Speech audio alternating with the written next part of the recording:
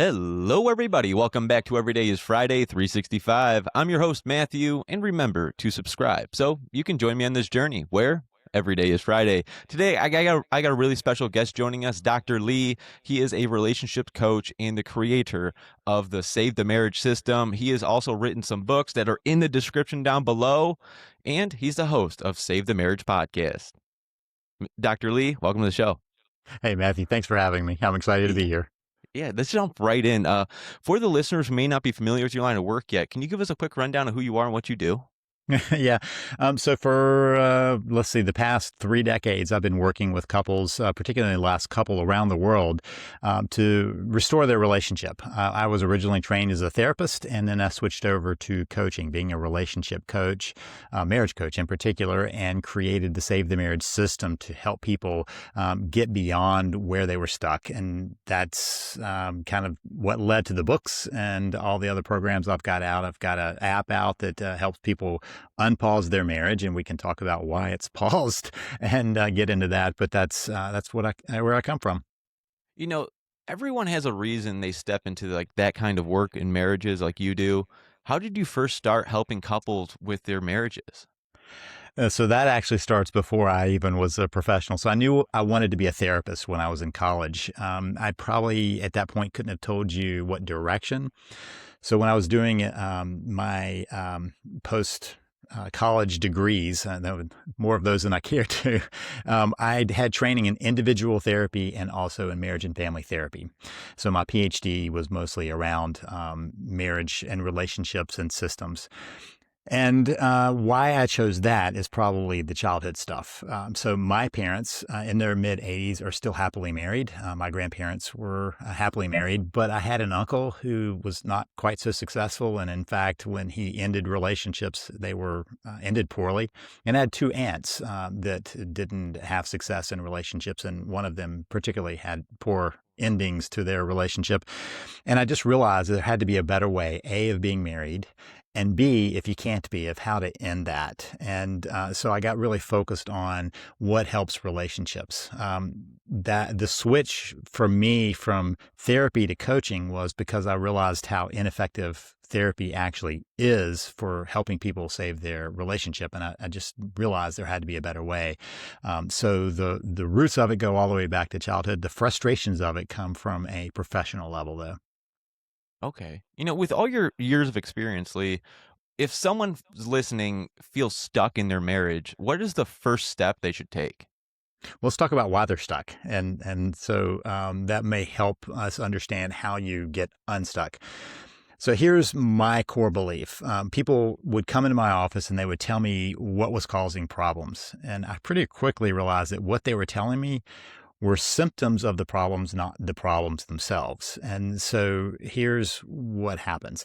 People spend a lot of energy getting into a relationship, falling in love. They spend a lot of energy building that relationship, putting all of their efforts into it, their thoughts, all of that goes into that, a lot of energy. And at some point they go, hey, let's make this permanent. Let's get married. And so they have their wedding and go off on their way into life with not much training behind that. And that's where we actually hit the problem. So I'm not saying it happens the day after the wedding. This doesn't happen, even a week or a month or maybe even a year afterwards. But the happily ever after gets interrupted because they hit the pause button. The pause button is mostly, well, it is well-intentioned, but mostly unconscious. So you spend all this energy getting into a relationship. You're sure you've got the love that's going to carry you through the rest of your life. And you start your life and you go, hey, we've got to do these other things. We've got to parent. We've got to get this far in our careers. We got to do these other things with friends or hobbies or aging parents or whatever it is. And so we're going to pause our relationship and we'll get back to us. And it's with the best of intentions that they think that. We got to handle these things. We can't put the energy that we were putting into our relationship now. We got to do these other things, but it's okay because we have the love that will carry us. And the problem is that marriages only, or relationships, period, have only 2 directions. They're either growing and expanding or they're shrinking and dying. And a marriage being a powerful relationship isn't different than that. So as they hit the pause button, they cut off the connection with each other. That doesn't mean they're not talking to each other. They can be talking about how to parent or what their schedule is or things like that, but they're not connecting anymore. And so their relationship begins to falter. The problem is because they had all that love coming in, the momentum carries them for a while. And as the momentum kind of dies away, suddenly someone goes, we're just ships passing in the night, or they give the I love you, but I'm not in love with you speech, or they start fighting about these different issues that are the symptoms of that disconnection. I've heard this before from someone that I work with. They go, marriage does not make you happy. It reveals who you really are. I don't know how true that is, but It does. I mean, it's hard to sustain a false persona over time with somebody who is intimately connected with you. So it certainly reveals who you are. But more than that, I think what they're pointing to is the fact that it brings into focus how you work through difficulties, because you will have difficulties. So let's say you don't hit the pause button. That doesn't mean you won't have struggles and conflicts along the way. You just will work with them as a team. You'll try to get through them as a unit, as we're on this team together. Let's do this.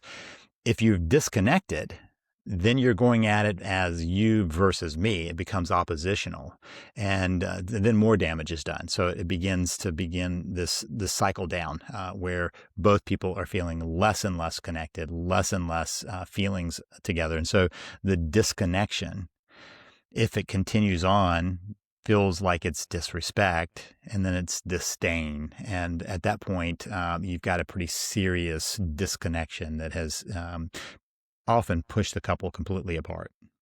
I feel like love is like a choice you make every day.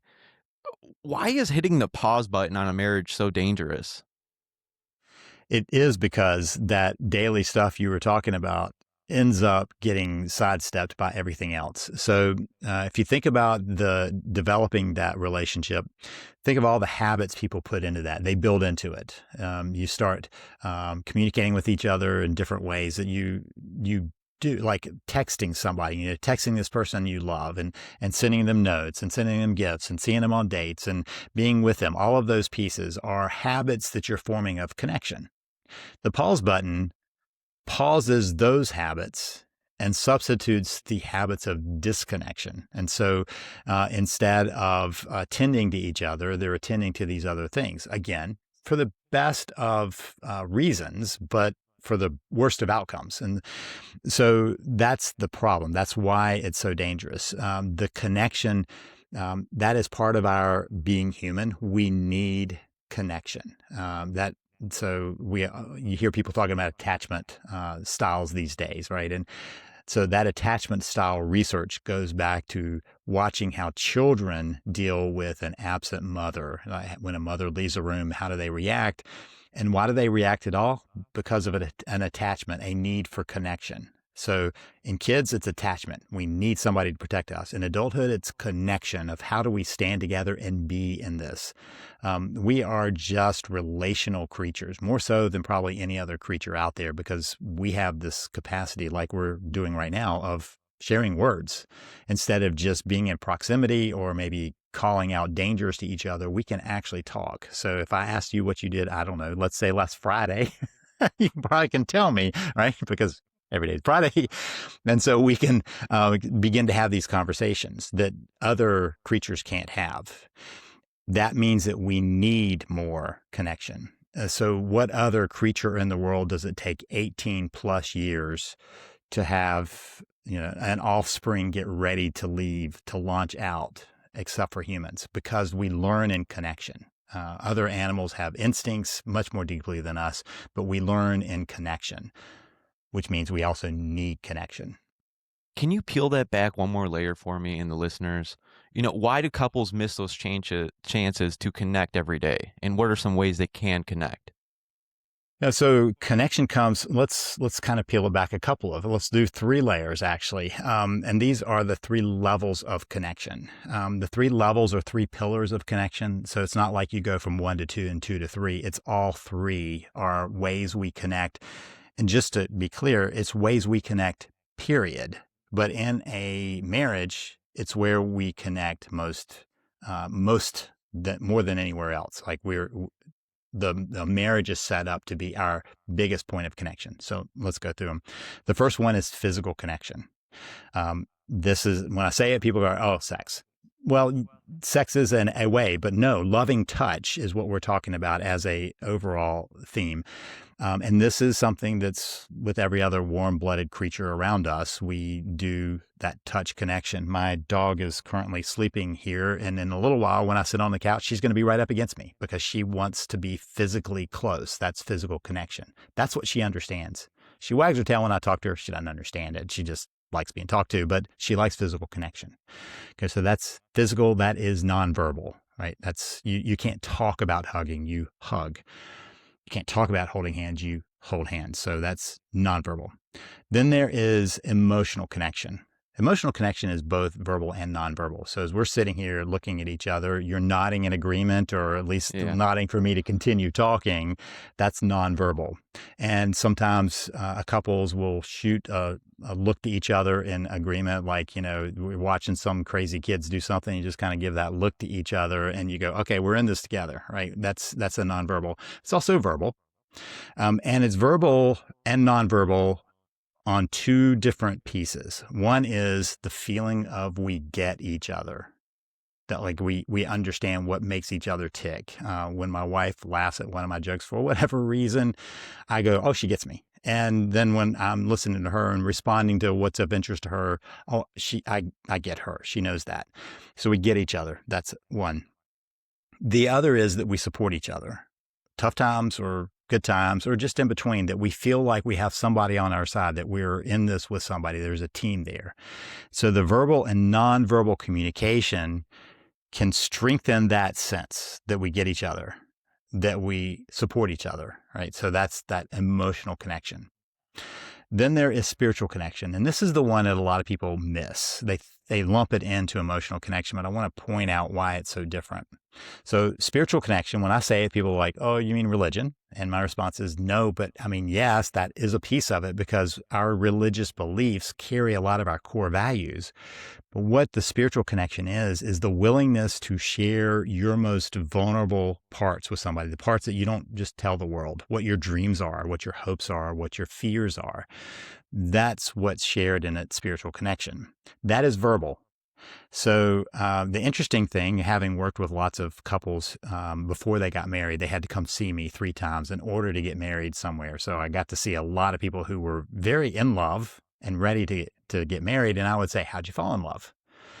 And almost to the couple, they would name this conversation. And they would say, I was attracted to them. We were really emotionally connected, but we had this conversation, and it often would start like late at night and go till the early hours, where they talked about the families they grew up in, the values they carried with them, their dreams, their hopes, all of those pieces. And they're like, that's when I fell in love. So that's spiritual connection. And the thing is that couples often will have 1 or 2 of those conversations and then not have them again, because they don't recognize that that's this deep level of connection. As if our values, as if our dreams, as if our hopes don't change or transform a little bit over the years. What I dreamed of when I was 22, 23 and falling in love is very different than what I do sitting here facing 60. So that's just how life goes on. And so that's an area that many people don't have connection. So in a pause button marriage, they're often moving away from each other physically, and they're often no longer communicating emotionally. And often that spiritual connection has long since been kind of dropped to the side. So the pieces that held them together and made them feel like they're in this together begin to falter. And suddenly they're just roommates. They're passing in the hallways. They are doing nothing other than keeping up with the kids and the schedule. I know no relationship is perfect. I haven't really seen one. There's always a lot of people say there's ups and downs in relationships, and it's getting through those low moments that really make the relationship and the marriage strong.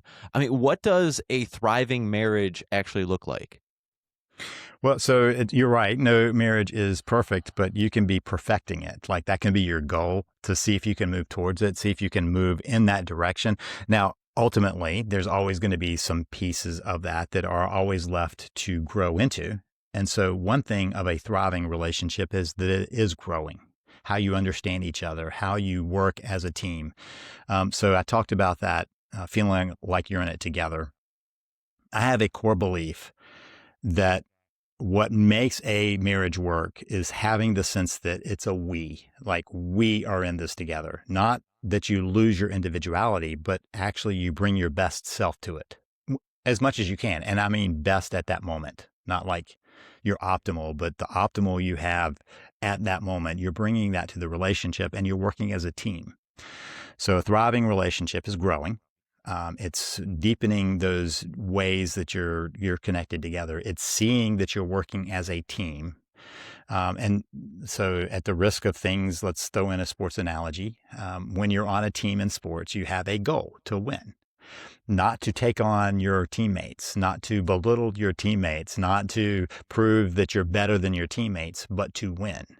And so at its best, a team sets out to do that together as a team. How are we going to win this match against life, right? It's not like you're going to beat life, but how are you going to do it best to get through life together? And so a thriving marriage has that strong sense of we're in this together. We have an identity together. And that there is a place to recognize that we're not always bringing our A game, because nobody can do that day in and day out. Sometimes you go, I just don't have it today. And the other person can say, it's all right, I got you covered, and vice versa. That in those moments you balance each other, recognizing that that's what life's about when you're in it with human beings. I love that. It's a great point. It's a we type of attitude, and is to uplift the other when the other one is, lacking in something. Uh, what I've realized is, like, I've seen a lot of marriages. Why do some people feel trapped in marriages?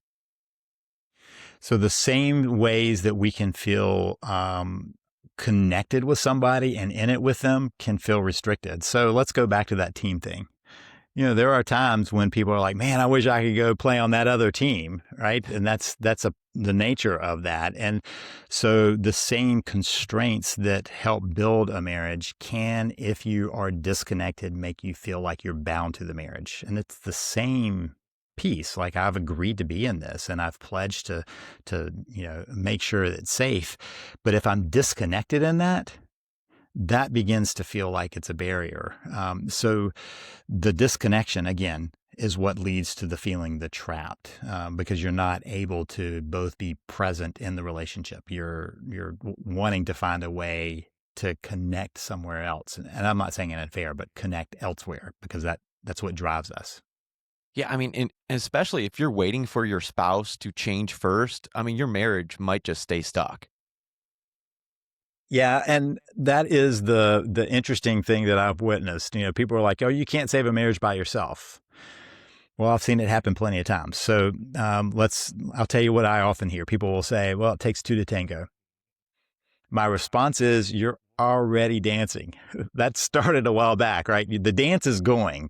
You may not be dancing well, though. You may not be dancing the way you want to. And the nice thing about dance is you can change your steps anytime you want to. And if you change your steps, often the other person will change their steps. So we kind of see it as a system, right? The marriage is a system composed of these two people who are bringing the best they have. If we broaden it out, a family is a system of interactions there. And so if you change one piece of that system, it changes the rest of the system. That's just the nature of systems. So think of it as a dance. That's a system. We have this dance going on. I change my steps. It changes how somebody else can dance too. So one person can begin to change the interactions from their side, instead of going, well, there's nothing I can do, to say, what can I do? I've seen this in a lot of marriages. How can someone rebuild trust after it's broken? Yeah, so let's talk about the most common reason that trust is broken in a marriage, and that is because somebody went outside the marriage, whether it's an emotional affair or a physical affair. And so whoever does that is responsible for those actions, 100% responsible for those actions they chose. But if we rewind just one step past that, both people are responsible for having been in a disconnected relationship. that allowed for space for that. Now, there is an exception, and that is if somebody is just suffering from an addiction and their acting out is from that addiction, right? But that's not the typical. The typical is I was disconnected and I was looking elsewhere for connection. I was looking elsewhere for connection has to have some new boundaries put in place. But the bigger issue is, how do we rebuild the connection? The trust is built in that connection, and trust. So this is the one that I find to be hard for some people. Just don't want to hear this, but trust is a gift. It's not something that can be earned. Somebody can do trustworthy things and never be trusted. Somebody can do untrustworthy things and still have trust. So it's the gift we give. And so we've got to ask the question, how do I decide the value of that gift? At what point will I give that gift? And so I've seen people who are too ready to trust, and you can just go, you shouldn't be trusting this. And then there are times when I'm like, you're making it way too expensive, that this person is doing everything they can to be trustworthy and you're not granting it. There's a piece of that is by your choice. What they're doing is by their choice. And so the question is, can we look back and go, wow, we were in this disconnected relationship. Let's change that. Then you can have a conversation about how do we create boundaries to protect the relationship to make sure that can't happen again. It's a tough subject because, without forgiveness, growth is hard. Yeah, so trust and forgiveness are two different creatures. There are actually 4 different creatures in this little scenario. So there is apology, there is forgiveness, there is trust, and there is reconciliation. And they all operate independently. We like to think it's going to be a domino, right? Someone apologizes, you forgive, you rebuild trust, and you then are able to reconcile. But any of those can happen independently. I can forgive without an apology.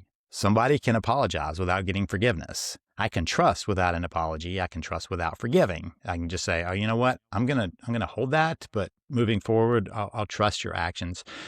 And you can reconcile with none of that or not reconcile with all of that. And so these are independent pieces of the puzzle.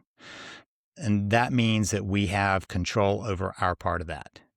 Am I going to apologize if I've done something? Am I going to forgive if it's done to me? Am I going to choose a way to trust? And am I going to reconcile? And sometimes you can say, no, I'm not. I'm not going to forgive. I'm not going to trust, and I'm not going to reconcile because there's too much damage there. And that's a place to be. I mean, there are times when that makes sense, but there are a lot of times when people just need to recognize that each of those pieces can be, I don't know if the word is achieved, but can be set independently of the others. And how would you like that to be? It just reminds me of the saying, you can forgive, but you don't forget. In fact, anybody who says forgive and forget is talking about something that probably didn't need to be forgiven. We humans don't forget these big things. And so forgiving is not forgetting. Forgiving is understanding it differently. And there's a big difference. So one of my books is on forgiving because so many people get bogged down in that. And how do you actually get there? And it always includes a new understanding of where that might have been coming from, of what might have been behind any action. And if you're not able to see that, it's going to be hard to get to forgiveness. Forgetting, no. Remembering differently, yeah, that's what matters. I want to talk about something that a lot of marriages have, and it's kids. Should couples stay together for the kids, even if the marriage is struggling? Yeah. So a lot of them do have that little thing. So there are a couple of things I would say just as a reality check. If you've got kids, you're bound together for life. And there's not many ways around it. Many people have been surprised on how much more communication they actually have to do after their divorce because of the kids than they did even in the marriage, because they were disconnected, but they were still just kind of running things.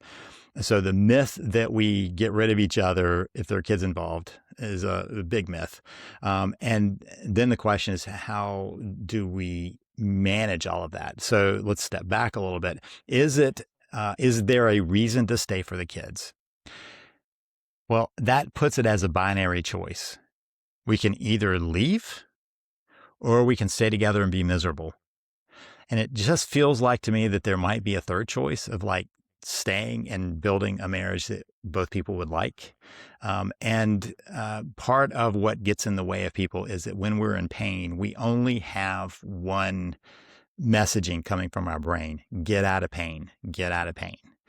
And sometimes couples are unable to see that both people are in the same pain. And so I'm like, if I am out back and I'm using a hammer and I hit my hand, there's only one focus in my mind, and that is my hand hurting. And so in a marriage, both people having that hurt, they begin to be unaware of the fact that they are mutually in pain. And so their whole goal is, let me get away from this pain, instead of going, is there another possibility of working through this and staying together and maybe building something that would be worth it? And even that, I mean, what a way of showing something to kids about how you work through difficult things and find a better way forward. That to me is another positive outcome. It's not the reason, but it's another positive outcome. I've talked to a lot of people that have been divorced. What should someone do if their partner is emotionally checked out? There is a lot of emotional checkout in this disconnection. So one of the kind of the check-ins for that is to ask, how have we both been emotionally checked out? Because it's almost always a mutual process to get there. And what you're really raising is often the fact that one person is ready to emotionally check back in, and the other person is resisting that emotional check-in. They're staying checked out. And that is often not because they don't want the connection, but because they don't know how to do it. B, it feels really awkward to do that. And C, they've really gotten into the habit of not doing that. And so it's like changing habits. That's not an easy thing. And the person who is going, I'm not sure I want to take that on, doesn't have a lot of motivation to do it, as opposed to the person who's like, I want to reestablish this. They're more motivated. A lot of people I've talked to about divorce and all that, they usually say the opposite spouse has some type of addiction, if it's drugs or alcohol or a sex addiction or something like that, that really drives them, away from each other. Yeah, and that's a secondary problem, and that can get in the way. I mean, there's no way around it. If somebody is addicted, so I don't want to minimize that, but just a reality check. We live in a pretty addictive world, whether it's nicotine, caffeine, some harder drug, some alcohol, gambling, or something else. We're surrounded by addiction. And so part of what we know from addiction research is those who get through addictions do it because of relationships, which means that the people who get stuck in addictions often don't have the relationships supporting them. So you've got the psychological piece of addiction. You've also got the physiological piece of addiction, and it's a pretty potent cocktail.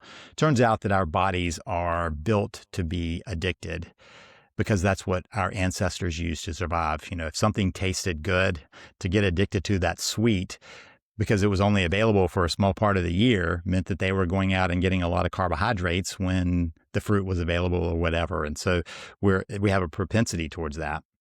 And we have to figure out as humans how to manage that. In a marriage, though, there are true consequences to serious addictions. I'm not talking about nicotine or caffeine or sugar, but to true deep addictions, because people go to such lengths to satisfy that addiction. And part of the lengths of doing that is being willing to alienate people around them that don't support it. So yes, that is a big issue. It's a secondary issue and a complicator to the process. It doesn't mean it can't happen, though. It just means that the person at some point, if it's a serious addiction, is going to have to do their own work on that addiction. With couples being in marriages for, 10, 20, 30 years or more, how can couples reconnect after years of distance? One of the created, as you said, the Save the Marriage system. And so I often get the question, so I think every marriage can be saved. And the answer is no. There are some marriages that are too far disconnected. The relationship is so disconnected that it has killed any possibility of reviving it. So that's a real fact. And so then the question is, who can save their marriage? And that question can only be answered one way, and that's by trying. And so generally I suggest that if somebody's wondering, can it be saved? The test is, let's see if it can be saved, not a binary, by working on reestablishing connection. We talked about how we as humans need that connection. And so in some ways, it's kind of, if you're out in the desert and somebody says, hey, how about a glass of water? You're going to grab it and drink it and want more, right? And that's what often happens when you're in the desert of disconnection, that somebody offers a little connection and you're willing to be drawn into that. It's not manipulation. It's restoring the connection that was once there. And so offering connection. But here's the warning, back to the desert. If somebody in the desert is desperate for a drink and you give them a gallon, they could actually be harmed by that, right? They could collapse from too much all at once. And the same is true with connection. When we are thoroughly disconnected, you have to nurse the connection back. So one of the things I often hear from people is they have these grand ideas of how they're going to connect. Date night, a romantic getaway, couples encounter weekend, some big something. And then they're not sure why it all fails. And the reason it failed is because there wasn't enough connection to hold that. The fabric of their connection was too fragile. And so adding that on just tore it apart. The person felt overwhelmed by that. And whenever we feel overwhelmed, we distance. So one of the patterns I often see, I call it the chaser-spacer dynamic. One person feels the need to pull the other person in, so they chase them. And the other person feels that and they space. Back to my dog beside me. If she's out in the backyard and I try to go get her, she'll think it's a game and run away. It's not that people think it's a game as much as they feel like you're getting too close, like there's a threat here. So I'm going to have to add some distance. And the faster I chase her, the faster she goes, just like in life. If you chase somebody hard, they run faster. So you got to pace yourself and be invitational in those offers of connection. And so if somebody's trying to work on it, that's a big piece to do, is to find ways of inviting. Okay. With all your years of experience coaching, how can you coach someone who feels completely alone in their marriage? Yeah, which is a very common feeling. Feeling alone is that disconnection. So there are a couple pieces. One is that none of us are surviving on one relationship. So we manage other relationships along the way. Like there are other places to get some of our connection. We have family, we have friends. We need to make sure it's safe, but to have those connections. But to understand that is a state of where your relationship is important. I always believe that, so let's go back to that pause button. People don't do it on purpose. They don't do it going, I'm going to make you feel lonely. They do it for the best of intentions. And so one shift is to be able to say, okay, we got here for the best of intentions, but it got us to the wrong place. And I'm going to accept that that's where we are. And I'm going to decide on how to rebuild it. So sometimes it's not that it gets rid of the loneliness. It gives you a purpose, though. It gives you a direction. Like, how can I begin to rebuild this disconnection? And generally, almost always, when one person is feeling like they are disconnected in their marriage, so is their spouse. They're just having a different reaction to it. Sometimes they're having the same reaction, but many times they're having a different, where one's like, this will pass. It's just a phase we're in. We'll get to something different, or I'm over this. I'm ready to move on. And they're still going, no, I want to work on this. So we have mismatches in how you're feeling that disconnection. It's not that one feels like everything's good and the other is like, this is horrible. It's that one person's going, well, there's something possible down the road, or there's something possible out here. And that's two different avenues, and the other person going, yeah, this has got to change and I'm going to work on it. So the invitational piece. Let me give it kind of an example that I often use. So I said date night. That often, when you're that disconnected, that's a dangerous move. It's overwhelming and often doesn't go well. So date night is Friday night. We're going to get dressed up. We're going out. We're going to have a good time. It'll just be about us. That is overwhelming. Excuse me. That's overwhelming for people. But what if you changed it a little bit? And if I said, hey, I just saw this thing about this place up the road that has really good sandwiches. Would you like to go with me? That's a very different setup. It's invitational. So let's say the person goes, oh, I've heard about that. Let's go. Now you have a success where you can just go up and together have an experience of having that sandwich, not to go talk about your relationship, not to go through all of the reasons why it should or should not work or anything else, but just to go up and have a good experience together. So it's spontaneous. It's invitational. And if they say, no, thank you, there is still a connection attachment to it. If I have a friend call me up and say, hey, I was thinking about going and getting a cup of coffee and I can't do that, I still go, well, that was really nice of them to invite me. They want to be with me. So it's got a residual connection attached to it, even if it doesn't work out. And so you can begin to continue building on those little pieces just by being more invitational in that rather than demanding. Something I do in my relationship, I mean, don't tell my girlfriend if she's listening, this is for her. When I tell her, I go, hey, I'm going to take you out to eat. Guess where I'm going to take you? And then she goes, oh, sushi? I go, wow, you're right. That's where I'm taking you. And it works every time, wherever she says, I was like, yeah, that's where I was going to take you. I didn't know where I was going to go, but her saying that just makes it easier on me. And she goes, okay, he knows me really well because, he was right on with it. Yes, exactly. Now, with you just saying what you just said, what's your opinion on therapy for marriages? So I was trained as a therapist and I left the therapy world because I had some grave concerns on the effectiveness of it. And research will back me on this. So these are statistics. About 50% of the couples who go to marriage therapy still end up divorced. That probably sounds very familiar with roughly the same chances of surviving in a marriage for the general population. It's not quite a coin toss, but let's put it in that realm. So it's about the same. Nothing changed. And only 10 to 15%, depending on what study, reported that it helped them at all.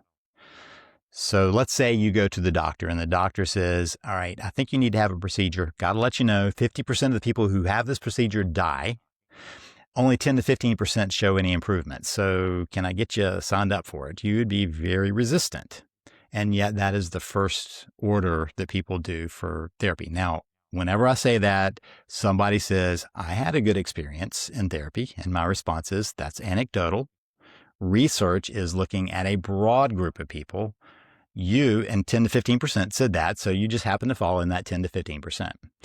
And there are some reasons for that are not necessarily baked in, but are recurring themes.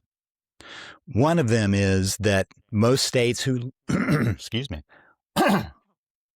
one of those things is that most states license a therapist to do therapy, not what kind of therapy they do, but to do therapy. So there are a lot of people who are doing marriage therapy who are not trained as marriage therapists. That's a very different mindset than like an individual therapy. And so if they haven't been trained in that mindset, they think that they are just having two clients in their office when actually the client is their relationship. So that's a problem of orientation of the therapist. So they're doing marital therapy, but they are acting as an individual therapist. Okay, that's a problem. Another problem therapy-wise is that therapists are trained to be neutral and non-advice giving. But I believe that if somebody comes in going, can you help my relationship? You should be on the side of the relationship to see what's possible. So back to the doctor's office, you go in and your arm's hanging at this weird angle and the doctor says, yeah, your arm's broken. So do you want to do something about that, or you just want to leave it like that? You're going to want them to go, hey, we're going to get that arm working again, that they're pro your health, right? So I am pro relationship. Now, what happens with that, we'll see. I'm not going to force them to stay together, but I'm going to see what can happen within the relationship before I don't. And so a lot of therapists have a hard time making that jump because of training.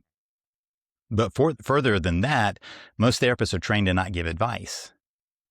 And if somebody is lost, they need some advice. And so I see my role as a coach as often being a guide. Like, we're out in the wilderness together, but I've been here before. I've seen this trail before. I know where this trail goes. Let's talk about what we do out here. You can't do that in therapy. You're not supposed to do that in therapy. And so I'm a lot more, let me show you how this goes. Let's follow the map. And can I make them walk it? No. But I can at least point the way if they want to go. So that's all based on the therapist. A second problem is that in our country and in lots of other places, we've defaulted to the problem being communication. And so people come in and immediately we try to teach communication skills. Well, communication is merely a method of moving data. That's all it is. It's a neutral, we move data. And so I would have couples come in and I would sit there and listen to them. They've asked me to teach them communication skills. 15, 20, 25, 30 minutes in, I would go, you know what's interesting? I've understood every single word you said. You've understood every single word you've said. There's not a communication problem. What you're communicating is the problem. You're communicating the disconnection. That's what you're operating from. And so changing your communication will make you better at fighting. It won't solve your problems. So we have now what we are often focused on. The other problem is what happens to get people into therapy. And often one person is encouraging strongly a spouse who doesn't want to go to therapy to go to therapy. And so when they are encouraged strongly, if not arm twisted and pulled and whatever, cajoled in, that's a problem because they're coming in with resistance.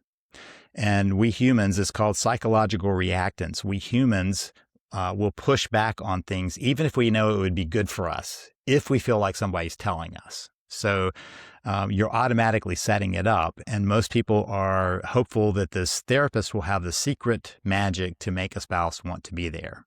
And instead, you end up with a spouse who's even more resistant to the process.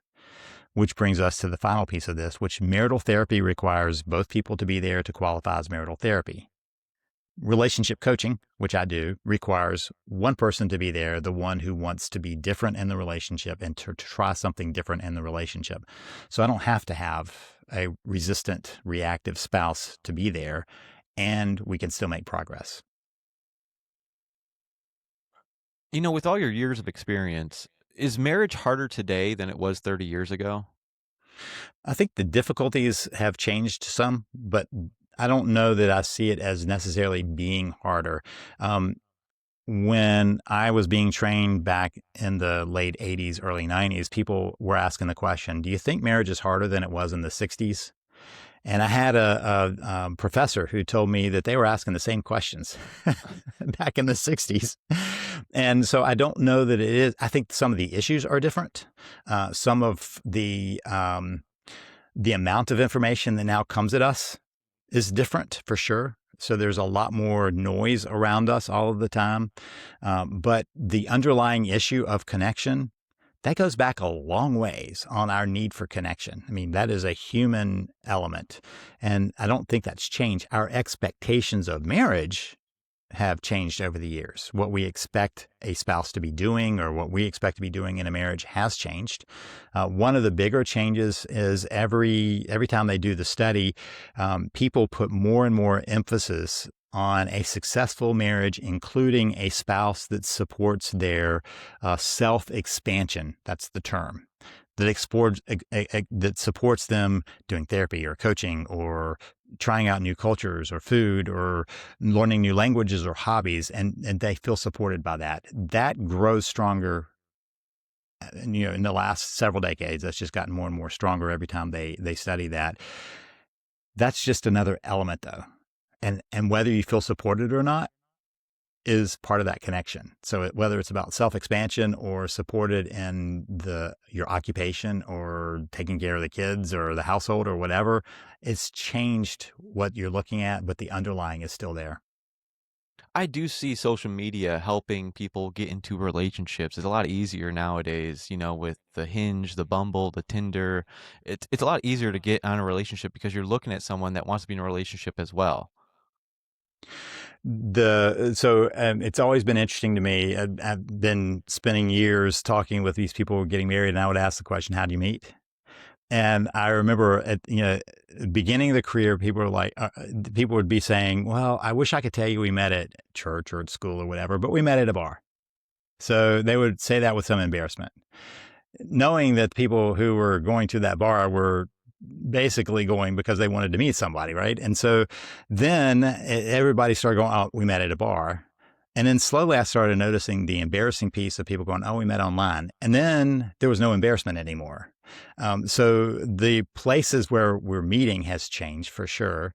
But I don't know that the process is any different. There have always been ways of saying, I am available. And maybe it used to be how you wore your hair or what jewelry you had on or something like that. And now I'm putting my profile out, and at some point it was somewhere else. So again, it does change what that looks like.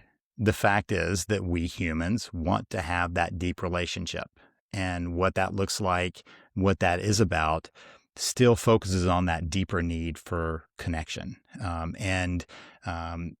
So how we get together, what we expect out of that, sure. The framing of that can change. What's really true underneath that, the connection, that doesn't change. That won't change as long as they're humans getting together with humans. Yeah, I mean, I know some people that have met in a dance hall when they used to be around, and then I know some people that, in a church paper, actually, they signed up for blind dates, and now there's like social media. It's a lot easier nowadays, and I've heard a lot of people back in the day they used to get set up on blind dates a lot more often than you think, and even my grandfather, like his best friend wanted to date his sister. He came up and asked him, and then they ended up being together for life. So the It's how referral things work. network is different. It is an app now. The referral network were your friends before, to check out somebody and see if you thought they were a good match. Still a matching game. Yeah, and it's always a good idea for me personally, if you're ever talking to someone online, call them up, FaceTime them before you actually go see them in person, because you got to see what they look like and what they sound like. Have some connection before you go into that first date. Um, for you personally, about like OnlyFans and all this other stuff and social media. Does social media hurt the modern marriages more than people, admit? So behind all of that, it's the same. It's transformed again, but that the availability of pornography has changed again. For sure, that's a danger because it's now we carry it around in our pocket, and younger people can get to it. That stuff was available before. Magazines and movies and all kinds of things were available before. We've unfortunately made it easier to access that, and so that does complicate things. And so I do see a lot more addiction to pornography sites than, I mean, obviously before they weren't any, but than I would have seen in years past. So does that complicate it?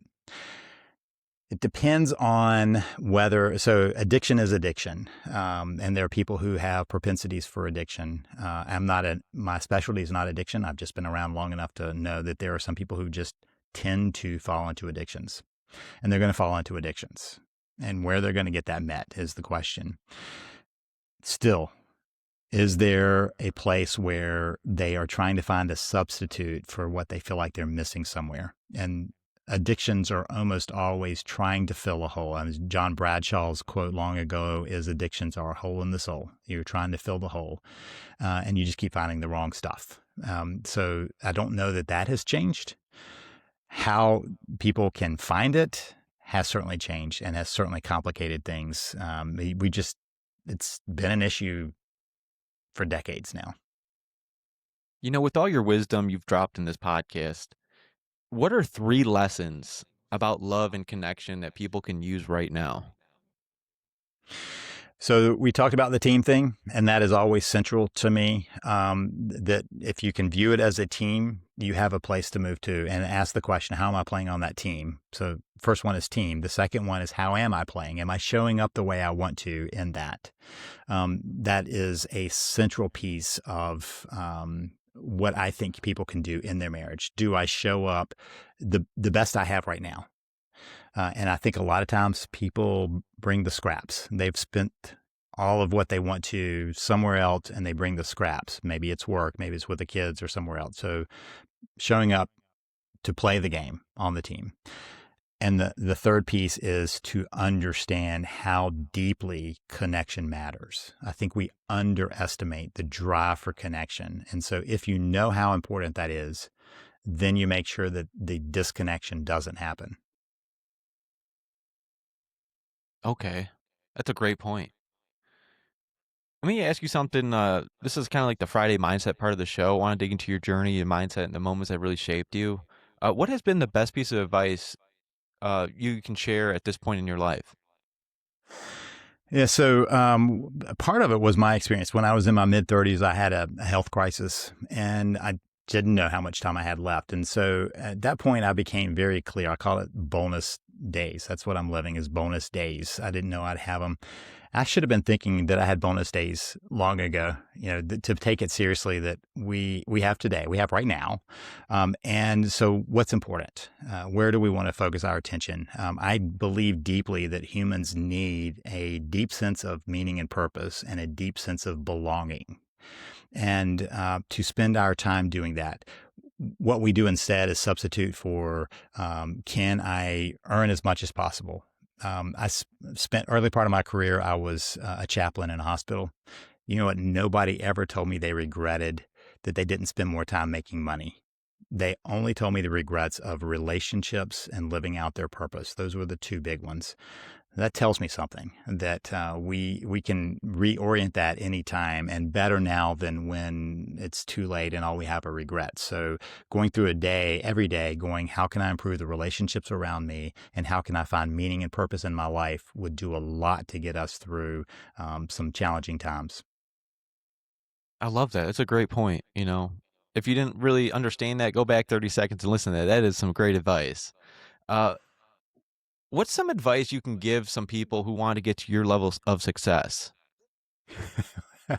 So, I'm not sure what my level of success is, but You've written many books now, and I've seen a lot of your stuff online. Yeah, so I use that focus though. What is meaningful? What is significant for me? I have been committed to leaving the world better than I found it. And however long that is, I just keep doing that. And it turns out when you keep trying to do that, you leave a lot of stuff around. So my podcasts and my books and my programs have all been, can I make it better for people? Can you learn something and move to a better place? That to me is the success. If I find people have been helped, that's it. I love that. As you know, Lee, the show is called Every Day is Friday, and Friday has a special energy, whether it's freedom, excitement, or just feeling of accomplishment after a long week. I want to hear from you. What does Every Day is Friday mean to you?